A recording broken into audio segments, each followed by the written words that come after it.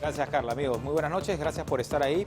Gracias por acompañarnos hoy en Cara a Cara. Hoy un programa muy completo con Iván Lanegra en principio, el secretario general de Transparencia. Vamos a hablar también con el ministro del Ambiente. Hay una excelente noticia. Se ha creado finalmente la Reserva Nacional Dorsal de Nazca y por supuesto no puede faltar el análisis político. Gonzalo Banda va a estar con nosotros hoy porque claro, seguimos en la incertidumbre de los resultados, aunque OMPE está avanzando cada vez más rápido. Y en ambas tiendas políticas, Perú Libre y Fuerza Popular, todavía se acusan algunas irregularidades y sus partidarios acompañan a sus candidatos. De hecho, Pedro Castillo acaba de realizar un balconazo en los exteriores del local partidario en pleno centro de Lima. De ese y otros temas vamos a hablar con nuestro primer invitado. Iván Lanegra, sí, ya está conectado vía Zoom de manera virtual, gracias al Internet. Secretario General de Transparencia de la Asociación Civil Transparencia, ¿cómo le va? Muy buenas noches. Buenas noches, Nicolás. ¿Cómo está? Muy bien. Con la incertidumbre de todos, ¿no? Esperando los resultados y obviamente tratando de promover un clima de paz, ¿no? Nos toca eso a aquellos que apoyamos y defendemos la democracia. Deben hacer lo propio, lógicamente, aquellos que participan, ¿no?, en esta contienda electoral. Sin embargo, quería hacerle una primera consulta sobre este tema. El hecho de que los líderes políticos, los candidatos presidenciales, hablen de vigilar los votos en las calles, no podría estar generando más bien más, alimentando esta crisis de inestabilidad y desconfianza. Sí, porque en primer lugar hay que entender cómo funciona un proceso electoral.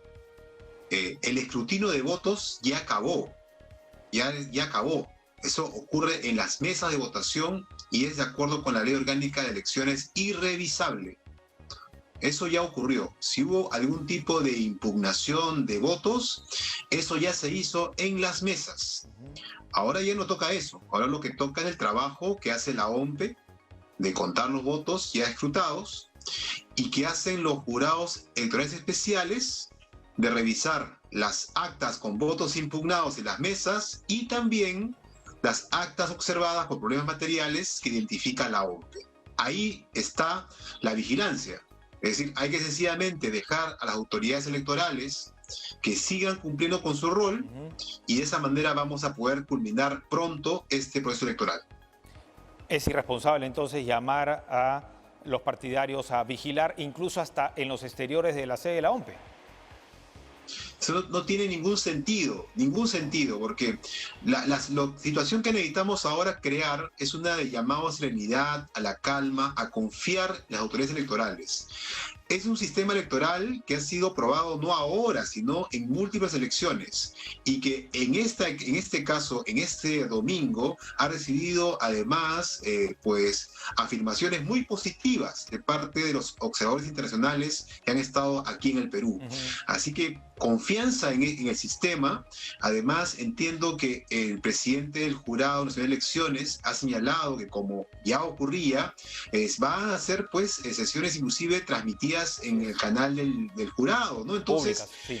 es cosa que ya existía, ¿no? Cosa que no sé si recuerdas, Nicolás, que cuando hubo las impugnaciones contra candidatos, ¿no?, también las sesiones eran públicas y se podía uno en cualquier momento colgar al canal del jurado y mirar directamente lo que ahí pasaba. Entonces, hay total transparencia, todos pueden seguir este proceso. Creo que hay las garantías suficientes para completar de manera ordenada y tranquila este proceso. Ahora, el presidente del Jurado Nacional de Elecciones hace bien también aunque ya se ha dado antes, en reiterar que esto es público, porque recordemos que una de las fuerzas políticas cuestionó su participación en el proceso, ¿no?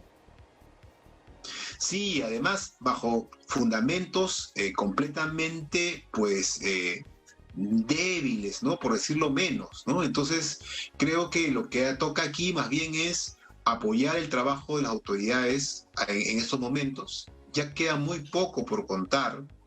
Como digo, ya el escrutinio ocurrió y es irrevisable, y lo que toca ahora sencillamente es atender las actas con votos impugnados y también atender las actas observadas que tienen problemas materiales, que los jurados electorales especiales van a resolver, e inclusive si hubiera alguna situación de inconformidad, hay la posibilidad de apelar ante el Pleno del Jurado de Elecciones. Así que hay Correcto. todas las garantías para hacer esto bien. Retomar la confianza, creo que es primordial. Ahora, comencé hablando de las manifestaciones sociales porque es lo caliente, es lo que está ocurriendo en este momento, ¿no?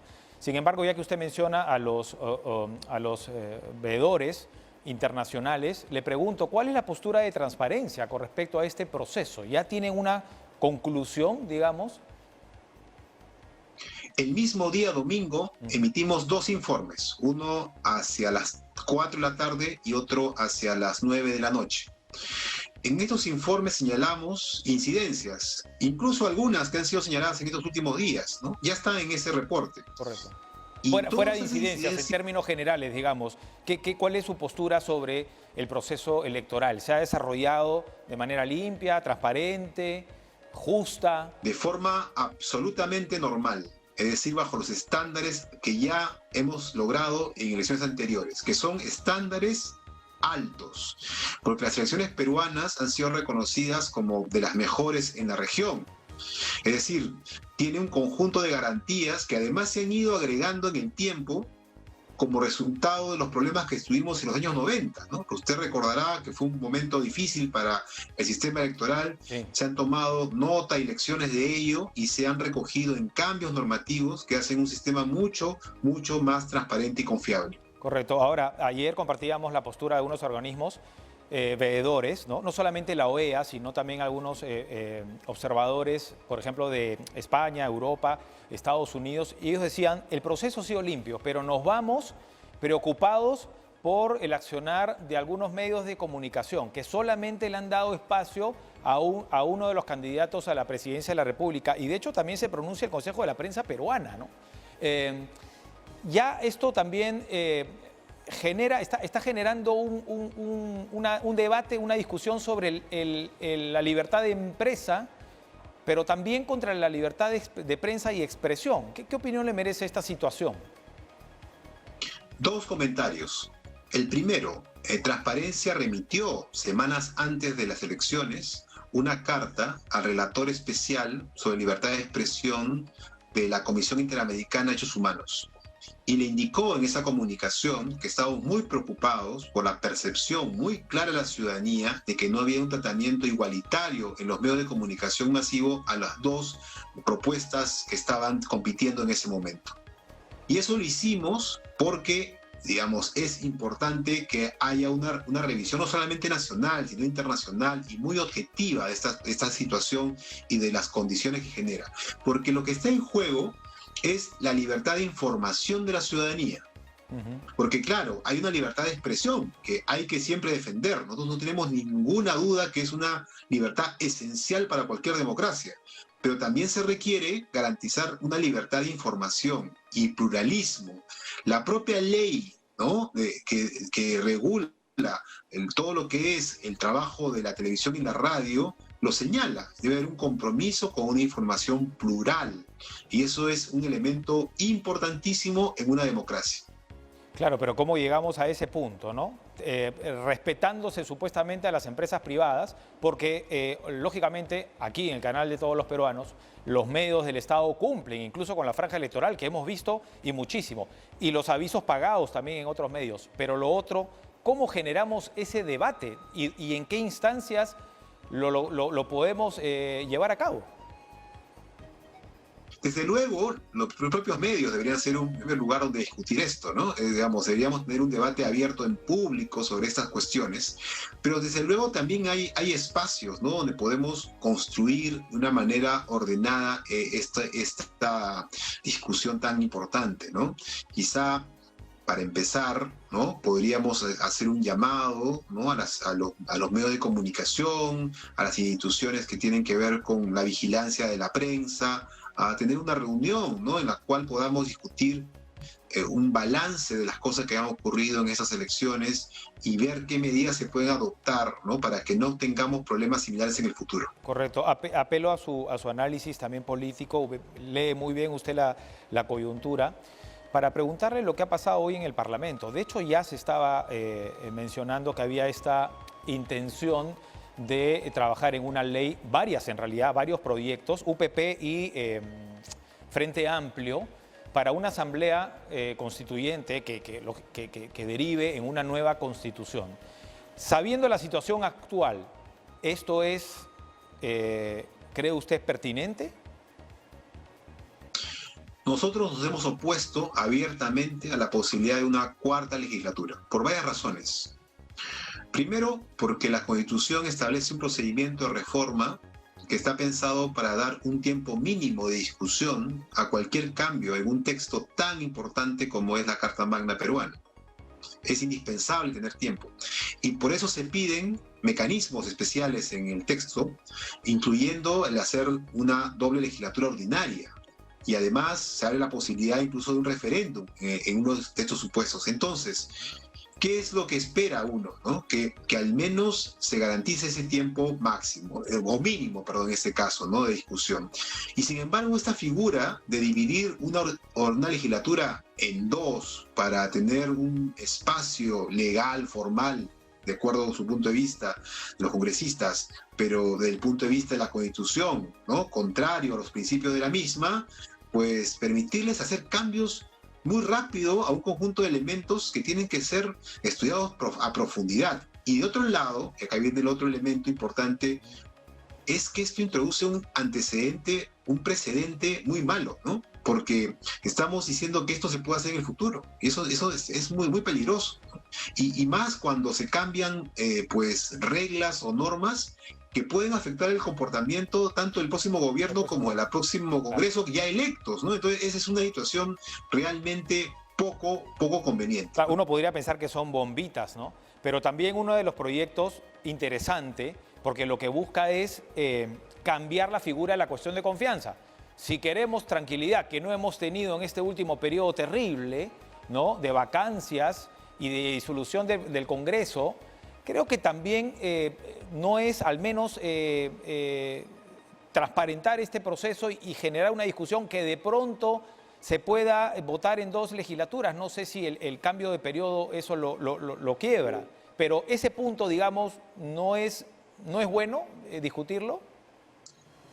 Sin duda, o sea, los temas de fondo son importantes. Creo que, de hecho, Transparencia ha promovido algunos de ellos. En los casos de modificaciones, en los mecanismos ligados a la cuestión de confianza, al rol del gobierno y sus ministros, al tema de la bicameralidad, son temas que venimos hablando, proponiendo hace mucho.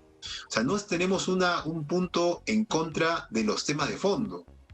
Lo que estamos diciendo es que hay que hacerlo bien y evitar riesgos que nos lleven a problemas mayores. Entonces, eso es el punto más importante. Ahora, desde luego hay una discusión, no hay una posición unánime sobre esa materia, sobre si se puede aprobar en esta legislatura y luego el próximo Congreso culminar el trabajo, ¿no? Con una nueva aprobación.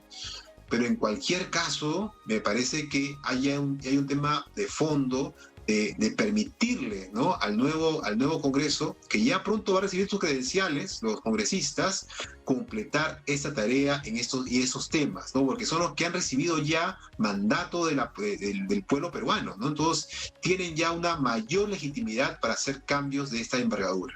Claro, reformas que en su momento no se hicieron, por cierto, ¿no? Porque hay muchas reformas que se esperaba que este Congreso realizara y no realizó, que hubieran cambiado un poco la suerte. Y además también tuvieron de este el proceso. tiempo. Políticas y electorales. Y además tuvieron el tiempo para hacerlo además. O sea, no es que no hubo tiempo. Recordará que cuando se abrió el Parlamento, el actual, se crearon 3 legislaturas. Correcto. Entonces ya estaba previsto el tiempo suficiente para hacer ese trabajo. Pero si no se hizo, es por responsabilidad del propio Congreso. Y además pues, se podría decir que están jugando en pared con uno de los candidatos, ¿no? Se podría decir ello. Bueno, ahí es una especulación, pero en cualquier caso no debemos dejar ningún espacio a ese tipo de conclusiones. Correcto. A propósito, acaba de, lo mencionábamos al inicio del programa, realizar este pequeño discurso, este balconazo, Pedro Castillo, y ha dicho textualmente, seremos respetuosos de la actual Constitución y mantendremos la estabilidad económica, entre otras cosas, ¿no? Esto, claro, es entiendo yo, un mensaje tranquilizador, ¿no? para los mercados. Hoy ha subido el dólar ante la posibilidad de que él sea finalmente elegido presidente de la República, pero también ante la opinión pública, ante la comunidad internacional y ante los propios peruanos, ¿no? Que de pronto veían con miedo, con temor un poco su candidatura. ¿Qué le parece? Bueno, todavía no sabemos quién es el presidente electo, eso todavía hay que esperar, pero hay que recordar que ambos prometieron hacer eso, es decir, respetar los procedimientos establecidos en la Constitución para hacer cambios en ella. Además, permítanme ahí la nota a pie de página, es irónico que sean los candidatos que les han prometido eso y el Congreso más bien tome un rumbo aparte, ¿no? Sí. Y en segundo lugar, también ambos señalaron la importancia de tomar medidas para un manejo responsable de la economía. Entonces creo que ahí hay elementos que sin duda deben reforzarse. Así que está muy bien que ambos hagan declaraciones en esa línea. Ahora, claro, se llega a esa mesura, ¿no? Y ante la posibilidad, y es verdad, y lo señalaba, la posibilidad que sea Castillo el elegido presidente, pero también Keiko Fujimori, porque eso está muy apretadito y sobre ello vamos a hablar sobre el final de la entrevista. Pero hay que ver también cuál sería el espectro, ¿no? En el Congreso que pueda lograr un consenso si es que Fuerza Popular es elegida ejecutivo, gobierno, ¿no? Sí, hay posibilidades de formar coaliciones. Es un tema difícil, además estamos acabando la campaña en un clima de desconfianza y eso no es bueno. Requerimos hacer esfuerzos enormes para tender nuevamente puentes y generar vínculos, ¿no? Que permitan reconstruir esa situación, digamos, que necesitamos tener, ¿no? De una mínima confianza para trabajar en proyectos compartidos en el país. Ahora, dicho esto, no ha sido, pues, lamentablemente, la tónica de los últimos congresos, ¿no? Ahí lo que ha habido son incluso divisiones. Más que unir bloques, lo que ha ocurrido es más bien que se han fragmentado, ¿no? Aún más. Entonces, va a ser difícil, pero esperemos que quien sea que ocupe la presidencia y quien sea que pues, eventualmente encabece algún grupo opositor, organice, ¿no? El trabajo en el Parlamento y nos brinde mayor predictibilidad sobre el tipo de decisiones que se pueden adoptar. Ahora, volveríamos también a un Congreso equilibrado, que es finalmente, ¿no? El objetivo de este equilibrio de poderes, ¿no?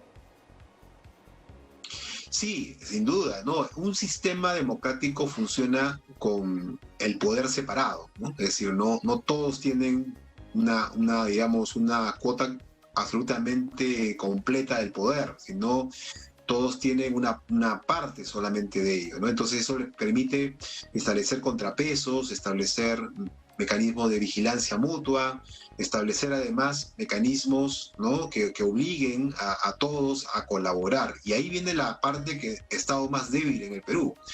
Es decir, mucha fiscalización, ¿no? Mucho control supuestamente, mucho contrapeso que ha bloqueado a los otros, sí, pero poca colaboración. Y ese último punto es crítico porque muchas de las cosas que se quieren hacer, que son sustantivas, necesitan de colaboración.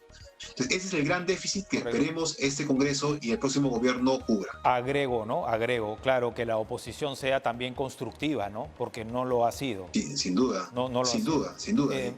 Necesitamos eso. Termino preguntándole sobre lo que está pasando hoy en OMPE, ya llegando todas las actas prácticamente del extranjero, ya apurando ese proceso, pero ahora viene el tema de las actas observadas y en base a ello usted ya lo mencionó, ¿no? Va a haber una audiencia pública. Sin embargo, lo que toca reflexionar es sobre lo que está pasando en este momento. Incluso la BBC Mundo, para tener una idea, que es un medio de los más importantes del planeta, habla sobre la posibilidad de que, por ejemplo, los candidatos reconozcan los resultados y no adopten una postura tipo Donald Trump o Netanyahu, por ejemplo. Sí, hay dos temas que me han preocupado muchísimo, nos han preocupado de transparencia muchísimo, ¿no? Esta ola de desinformación, de noticias falsas que recorrió el día de ayer las redes sociales, inclusive llegando a los medios de comunicación, ¿no? Porque eso es algo que hemos visto ya en otros países, que se utiliza para buscar sembrar dudas en el proceso electoral, ¿no? Y de esa manera luego decir que todo ha sido un engaño, ¿no? Que se ha perdido de manera injusta. y eventualmente alentar acciones que, como vimos en Estados Unidos, no son nada pacíficas, ¿no? Y entonces eso hay que evitarlo, ¿no? Hay que evitarlo cortándolo de raíz, ¿no? Señalando con claridad cuáles son esas noticias falsas, qué cosa es cierto y qué no.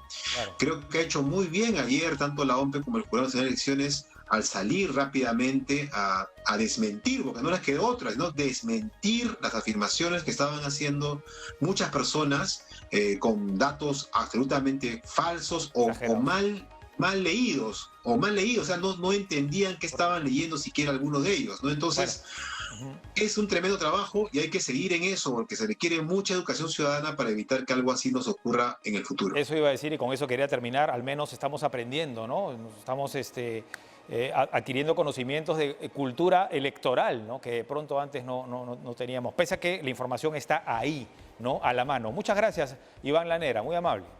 A ustedes, hasta pronto. Hacemos una pausa, esto es Cara a Cara, quédese con nosotros.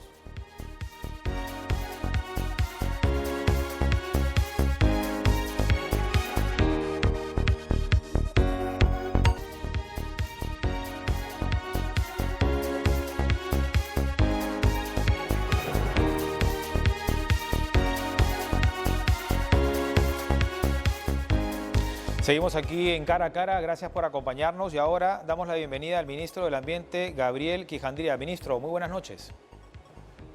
¿Qué tal? Buenas noches y feliz Día Mundial de los Océanos.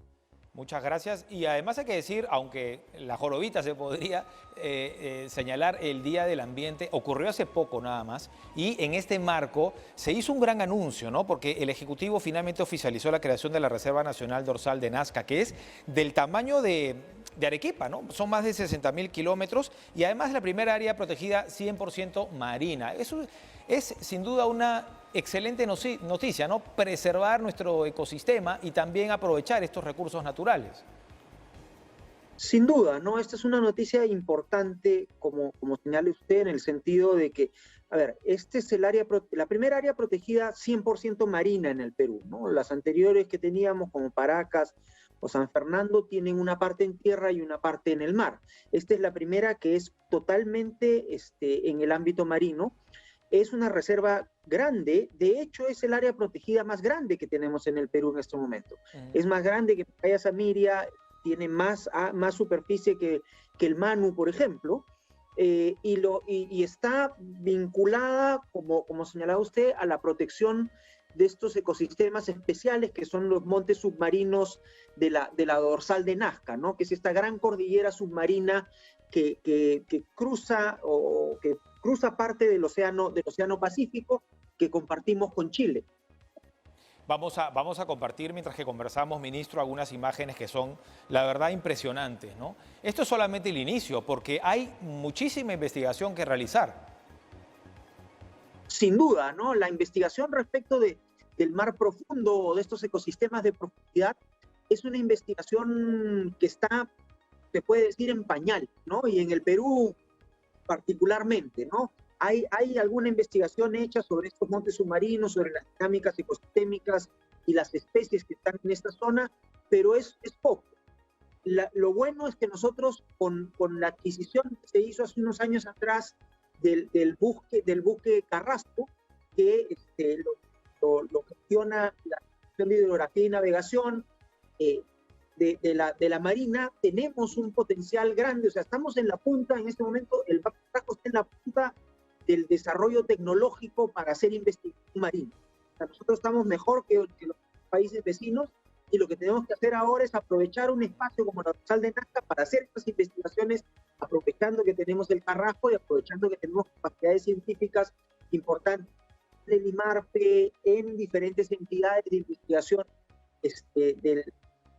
del sector público y Correcto. del sector también de la sociedad civil, de las universidades. Claro. No, la academia es fundamental, pero también hay que decirlo, y claro, si estamos hablando de un área protegida, apelamos obviamente al buen trabajo de la Marina, del Ministerio de Defensa, la Guardia Costera. Ahora, en el marco de finalmente esto que vio a la luz después de muchísima discusión, ¿cuál ha sido la actitud de los pescadores artesanales y también de la pesca industrial? A ver, los pescadores artesanales, con ellos hemos tenido bastante interacción, porque la preocupación que tenían era respecto a si la declaratoria de la reserva iba a afectar la posibilidad de que ellos siguieran llevando adelante actividad de extracción en esta zona. De hecho, eso no se va a ver afectado, ¿no? Los pescadores artesanales pueden seguir realizando sus actividades con total normalidad. Respecto de la pesca industrial, sí existe alguna situación un poco distinta. En el caso, o sea, nosotros hemos zonificado esta área protegida por primera vez con una zonificación vertical, ¿no? O sea, lo que hay es la posibilidad, lo que se ha definido como una zona de aprovechamiento directo que va entre los 0 y los 1000 metros de profundidad, y una zona de protección estricta que empieza a esos 1000 metros de profundidad y va hasta los 4000. Entonces, en esa primera zona de aprovechamiento directo, la pesca industrial puede seguir realizando actividad siempre y cuando la haya realizado anteriormente y tenga forma de demostrarlo a través de un permiso de pesca. Correcto. Que tenga ya autorización. Lo que ocurre en este momento... Tienen el derecho. Perdón, tienen el derecho. Si tienen un derecho, lo que se llama un derecho preexistente, pueden mantener esa actividad. En este momento, la actividad principal de nivel industrial que ocurre en esta zona es la pesca de jurel y de caballa, que ocurre en los primeros 100 metros de profundidad. Entonces, el objeto de conservación, ¿no? O sea, el tema, o sea, el elemento más importante para conservar la dorsal de Nazca son los montes submarinos que arrancan de los 2000 hasta los 4000 metros de profundidad. Hacia abajo, claro, correcto. Ahora, claro, ministro, no podemos dejar de señalar que hay cuestionamientos con respecto a la pesca del bacalao, ¿no? Porque se realiza en una profundidad, entiendo, de 1800 metros. ¿Cómo se va a trabajar en ese sentido? Porque ahí contrasta un poco esta norma con, esta reserva nacional y obviamente el reglamento que tenga y la norma que señala sobre las áreas naturales protegidas. Sí, nuevamente, aquí estamos nuevamente en este escenario de los derechos preexistentes.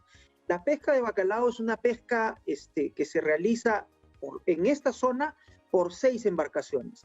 6 embarcaciones que pescan anualmente entre 7 y 13 toneladas, descargan entre 7 y 13 toneladas al año, lo cual significa 1 tonelada mensual de pescado, lo cual es una cantidad relativamente pequeña. Recordemos que estamos frente a un área protegida del tamaño de la región Arequipa, ¿no? Entonces, el nivel de impacto que puede tener este tipo de intervención, que no es industrial, es de pequeña escala. La pesca de bacalao se realiza con embarcaciones de pequeño tamaño, o sea, es lo que se denomina menor escala. Y por tanto, el nivel de impacto que pueden tener está limitado. Y nosotros hemos tomado la decisión, además, de fijar una profundidad máxima de 1800 para que no afecte el objeto de conservación, que es el monte submarino, que arranca a los 2000 metros, a los 2000 metros de profundidad. Ministro, se está acabando este gobierno. ¿Cuál considera usted es el desafío al corto plazo en su sector para el gobierno que viene? A ver, yo diría que es mantener una dinámica importante de apuesta por la incorporación del tema ambiental como una variable importante en las discusiones sobre desarrollo, sobre las políticas para alcanzar el bienestar de las personas, ¿no? O sea, ¿cómo hacemos para impulsar temas, por ejemplo, como la conservación y el aprovechamiento sostenible del bosque en la Amazonía? ¿Cómo seguir logrando que las áreas protegidas generen beneficios para las personas que viven en ellas o en sus zonas de amortiguamiento? ¿Cómo hacemos para mejorar los temas de calidad de aire, de calidad de agua que afectan mucho, por ejemplo, la vida de las personas en las ciudades? Y entender que esto no es un tema meramente de agenda ambiental o de preocupación, como se caricaturiza a veces, de preocupado por el pajarito o por el arbolito. Es una preocupación respecto de la calidad de vida de las personas, ¿no? Y lo hemos visto claramente reflejado en la situación de la pandemia, ¿no? O sea, una pandemia generada, pues, como se sabe, por la degradación de los ecosistemas, en la cual la respuesta, ¿no? la salida definitiva tiene que incluir necesariamente la variable ambiental, ¿no? Ahora, justo la pandemia llegó en el momento que se trataba de combatir el uso excesivo de los plásticos, ¿no? Y ahora ha aumentado todos los desechos patológicos plásticos. Nos han puesto en una situación bien complicada, ¿no? Sin duda, ¿no? Ahí ha habido un pequeño retroceso respecto a lo que se había avanzado con la ley para evitar los plásticos de un solo uso. Le toca a la nueva administración dar un nuevo impulso para que volvamos a tener una reducción importante de estos plásticos. Claro, los plásticos han regresado como resultado del aumento del delivery, del aumento de todo este empaque que se tiene que generar para asegurar cierto nivel de inocuidad en los productos, ¿no? Pero sí se puede, o sea, necesitamos también promover mucho el tema de los reemplazos al plástico, ¿no? O sea, los materiales que son alternativos al plástico. Siempre además en la línea de que esto pasa, los gobiernos, si no son políticas, tienen que ser políticas de Estado y que se mantengan además en el tiempo, ¿no? Por último, una breve reflexión también sobre un tema que para mí es fundamental y además es transversal y por eso se lo consulto a usted también, el ordenamiento territorial, ¿no? Para justamente no padecer y sufrir y lamentar siempre las desgracias por los fenómenos de la naturaleza, ¿no? Sin duda, ese es un tema extremadamente importante, ¿no? Siendo el Perú un país megadiverso, ¿no? Con mucha diversidad de ecosistemas, somos al mismo tiempo, y por esa misma diversidad, un país altamente vulnerable a los efectos del cambio climático, a los efectos de lo que se llaman los desastres naturales, ¿no? Que no son muy naturales, y por tanto el poder tener una planificación adecuada de la utilización del territorio tienen que haber ciertas restricciones para la utilización del territorio es fundamental, ¿no? Eso también es uno de los temas que debería abordar muy rápidamente el gobierno entrante, creo yo, ¿no? O sea, la discusión y el Congreso, sin duda, ¿no? Claro. La discusión acerca de una normatividad o de un marco institucional para hacer que podamos tener un mejor ordenamiento, una mejor gestión del territorio. Claro que sí, ministro, ha sido muy amable. Gracias por estar con nosotros hoy en Cara a Cara. Encantado. Gabriel Quijandría, ministro del Ambiente, estuvo con nosotros. Vamos a hacer una pausa, pero quédese en Cara a Cara porque al volver conversaremos con Gonzalo Banda, que es un analista político. Desde Arequipa contesta nuestro llamado para hablar sobre la actual situación política, la coyuntura electoral, sobre los candidatos a la presidencia, sobre sus partidarios, sobre la ciudadanía que espera con mucha expectativa los resultados finalmente que proclamará el Jurado Nacional de Elecciones en las próximas semanas, pero también cuáles son los desafíos, ¿no?, del próximo gobierno y del próximo Congreso. Regresamos.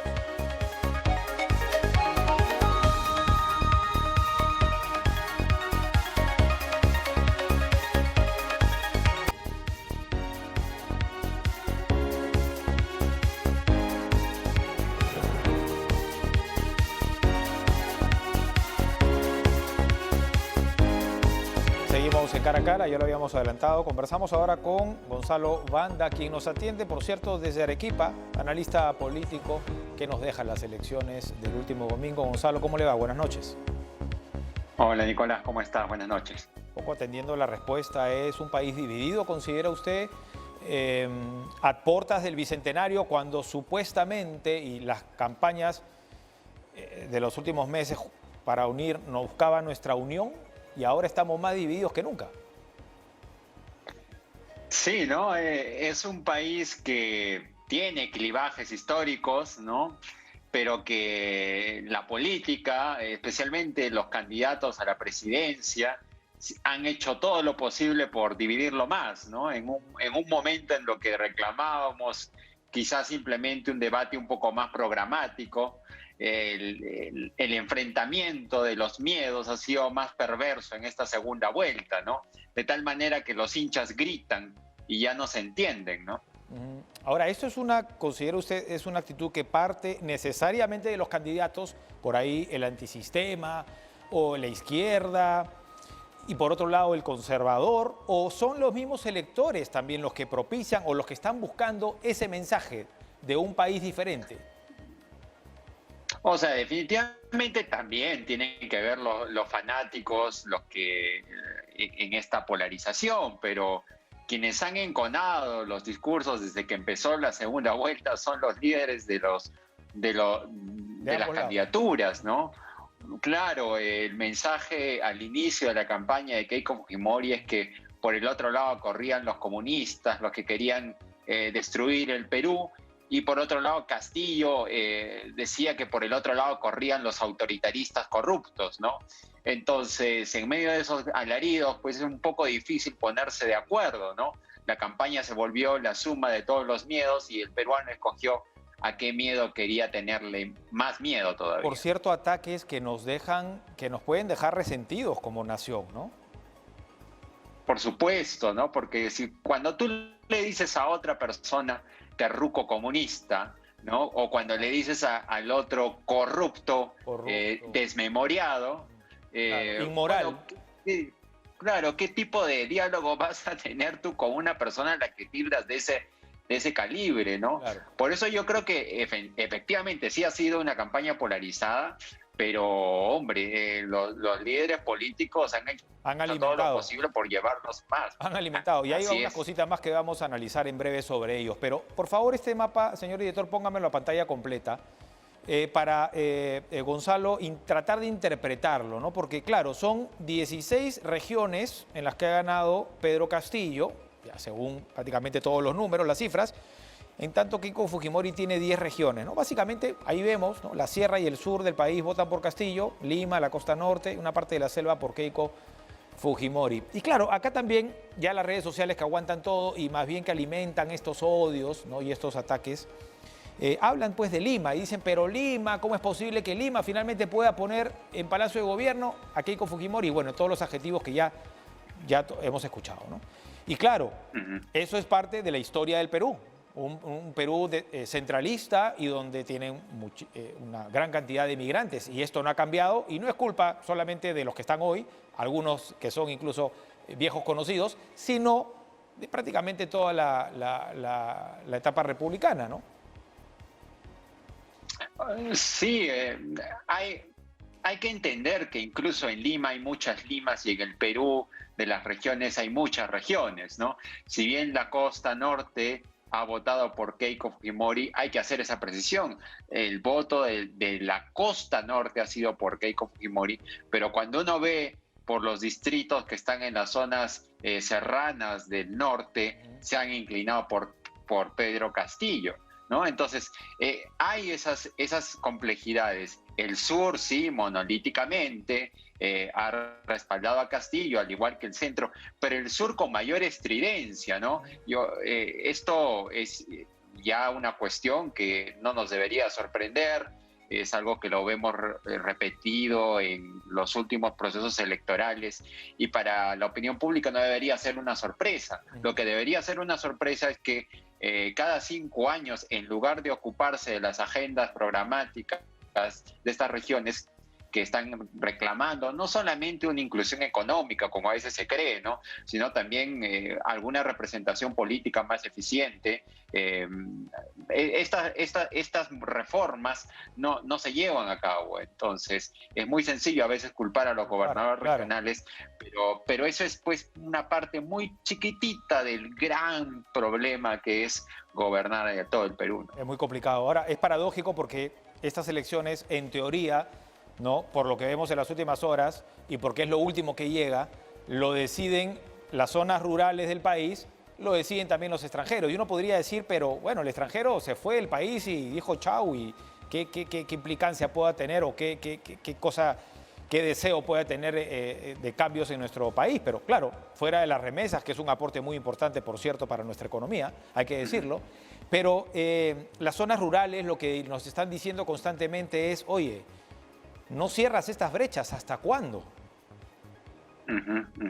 Y para eso no basta simplemente bono y canon. ¿no? Si te has fijado en las regiones más mineras, donde en teoría la propuesta del reparto del canon tenía un efecto clientelista, ¿no? Según el fujimorismo, esto ha sido totalmente rechazado, ¿no? Has visto que en las zonas más mineras del Perú, en Puno, Sí. en Cusco y hasta en algunos sectores de Apurímac, o sea, Esa el promesa voto por no ha Castillo ha calado. sido... No, no ha calado. De allí que a mí me sorprenda que a algunos de las élites políticas peruanas crean que todavía esas promesas clientelistas tienen algún tipo de impacto, ¿no? O sea, el dinero es parte del problema, pero el gran problema del Perú es el ninguneo político, ¿no? El ninguneo político no solo significa te voy a dar más plata y vas a tener más dinero para ti y con eso ya tienes que quedarte tranquilo. No, exige representación, exige gobierno descentralizado, Correcto. presente en las regiones, ¿no? Ahora, Eso es fundamental. eso está clarísimo, el abandono del Estado, pero es el abandono en realidad de la clase política, porque claro, por un lado vemos reforma del Estado que los propios protagonistas no quieren realizar, porque les toca directamente, son juez y parte y no lo quieren hacer, pese a las iniciativas que se han dado en las últimas décadas. Pero por otro lado, usted hablaba sobre la regionalización y hay que decir que ha habido dinero, pero que no ha sido, hay dinero y el modelo económico, nos guste o no nos guste, ha funcionado. Lo que no funciona es la incapacidad de las autoridades que no tienen cuadros o en muchos casos no están preparados, no tienen proyectos y regresan los fondos al erario nacional. Es decir, y claro, eso viene además, eso viene por la poca solidez partidaria, no existen partidos, no existe activismo, no existe preparación tampoco en gestión pública. Sí, pero antes de eso hay causas estructurales más profundas todavía, ¿no? La reforma del servicio civil al interior de las regiones del Perú es un misterio, ¿no? Tú no tienes estímulos para contratar buenos profesionales, los salarios son mediocres, las condiciones en las que se trabaja en municipalidades rurales y en gobiernos regionales no son las mejores, por lo tanto tú tienes bien poco margen de maniobra, ¿no? Creo que es evidente que las capacidades en los gobiernos regionales en muchos casos son ausentes, pero el problema es anterior a ese, ¿no? En el gobierno de PPK al inicio se habló de que iba a haber una oficina de proinversión en cada gobierno regional acompañando a los gobernadores regionales. Eso nunca se llegó a cumplir, ¿no? Son eternas promesas que parecen aisladas. Correcto. Hay problemas que atender que son estructurales, que están allí y que preceden a todos los demás. Sobre ese punto podríamos discutir horas, ¿no? Porque, claro, en los gobiernos regionales piden autonomía, pero cuando tienen problemas llaman a papá gobierno, ¿no? Y además no se realizan, por ejemplo, tienen las facultades en educación y en salud ya vemos qué cosa ha ocurrido en las regiones, ¿no? Con respecto a la atención de la pandemia. Pero bueno, sobre ese punto ya habrá tiempo para conversar. Pedro Castillo acaba de realizar hace minutos nada más un balconazo en el centro de Lima y ha dicho textualmente: seré respetuoso de la actual Constitución y promoveré la estabilidad económica, ¿no? Se van a permitir las inversiones, en fin, ha dicho varias cosas. Es un poco, ¿usted considera un mensaje tranquilizador para los peruanos que no votaron por él, para los mercados también, ahora que sube el dólar y se genera mucha inestabilidad ante la posibilidad que él sea el elegido finalmente? Sí, creo que está cumpliendo lo que le cabe a una persona que despertaba muchos temores en la clase y la dirigencia empresarial. Creo que es lo que le toca. Él sabe que que va a recibir un país en despojos después de una crisis económica y sanitaria. 180.000 personas peruanos no nos acompañan después de la pandemia y la recuperación económica del país es muy difícil. Él necesita, si quiere sobrevivir con un tipo de capital político a estos 5 años, necesita el respaldo de los empresarios. Y creo que esos mensajes son los que necesitamos en este momento, ¿no? Ayer estuvo aquí Verónica Mendoza y le pregunté varias veces sobre cuál será el rol de Juntos por el Perú, o de Nuevo Perú en todo caso, y señaló que ellos van a ser vigilantes. ¿Usted considera un buen garante de lo que vaya a realizar Pedro Castillo, que es una de las fuerzas nada más de la izquierda, que por cierto también está dividida? Bueno, creo que Mendoza firmó un pacto programático con Castillo, ¿no? Creo que fue una de las pocas pocas lideresas políticas que hizo eso. En el caso de Keiko lo que vimos fueron adhesiones simplemente partidarias. Creo que eso puede sumar, digamos, en la credibilidad de Castillo, pero a mí lo que todavía me sigue pareciendo una incógnita, dada la desprolijidad con la que se ha manejado Castillo en el último tramo de la campaña, es qué equipo va a presentar finalmente, ¿no? Eso es lo que finalmente va a dar la certidumbre que nosotros estamos esperando, ¿no? Claro. Si algo yo le temo en Castillo en estos primeros momentos, ya luego discutiremos si hay otras cosas, no es a su radicalismo, sino a la improvisación. Claro. Pedro Franque, más o menos en la línea de lo dicho hoy por Castillo, ayer compartió un tuit donde señalaba, pues también pedía tranquilidad, ¿no? Y hablaba de los ahorros, de la AFP, de las inversiones, de las importaciones y todo. Aparentemente él dando la garantía, el aval, ¿no? Pero claro, como usted dice, tampoco sabemos qué va a pasar el 28 de julio. Sí, claro, todavía no sabemos, pero creo que todos tenemos que calmarnos, ¿no? Este es el momento porque ¿sabes qué?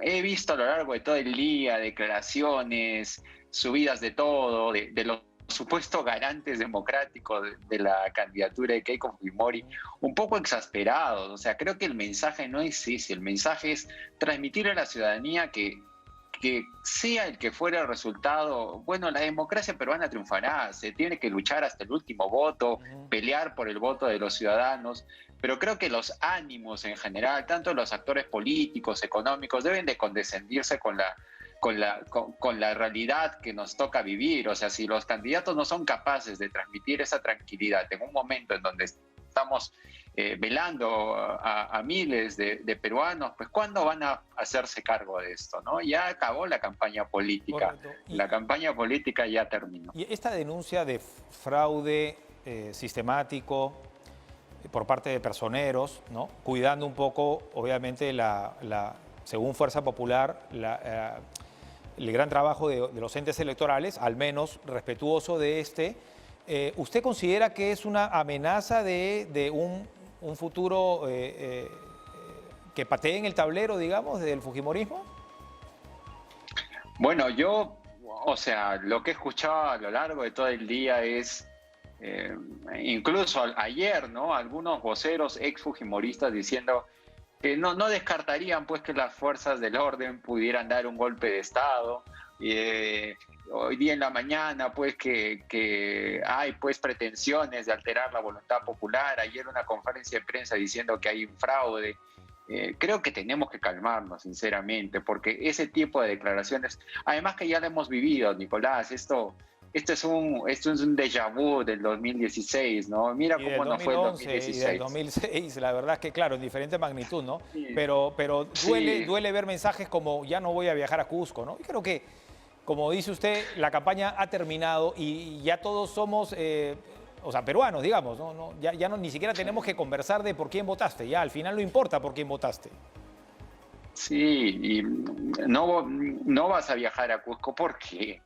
No vas a viajar al sur peruano, ¿por qué? Porque han votado distinto. Bueno, en todo el mundo hay esas identidades políticas territoriales distintas a veces, y eso no justifica, pues, esos enconos que se promueven. Es el momento de abandonar esos discursos, digamos, de enfrentamiento. Ya acabó la campaña política, es el momento de los sensatos, de los que construyen puentes, no de los que levantan muros. Correcto. Empatía entre nosotros, ¿no? Los mismos peruanos, y responsabilidad también de las fuerzas políticas y de los líderes que hoy están contando votos, esperando el voto a voto y esperando ser uno de ellos proclamados, ¿no? Porque también esto de vigilen en las calles los votos tampoco ayuda a esta situación. Estar afuera de OMPE o estar en el centro de Lima en plena pandemia no ayuda. No ayuda, y sobre todo en una segunda vuelta donde ninguno de los candidatos ha respetado el distanciamiento social, ¿no? Claro. En teoría. Esta ha sido una segunda vuelta totalmente peculiar. Los candidatos han violado las normas sanitarias cuando les ha venido en gana.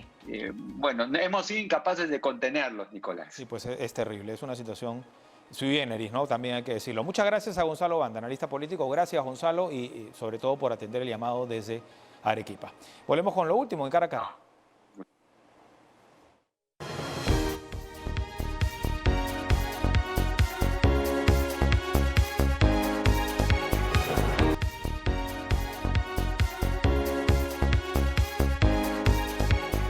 No hay tiempo para más, solamente para decirles gracias por habernos acompañado y para darle pase, por supuesto, a Joana Boloña y Lucho Trizano. Chao, hasta mañana. Buenas noches.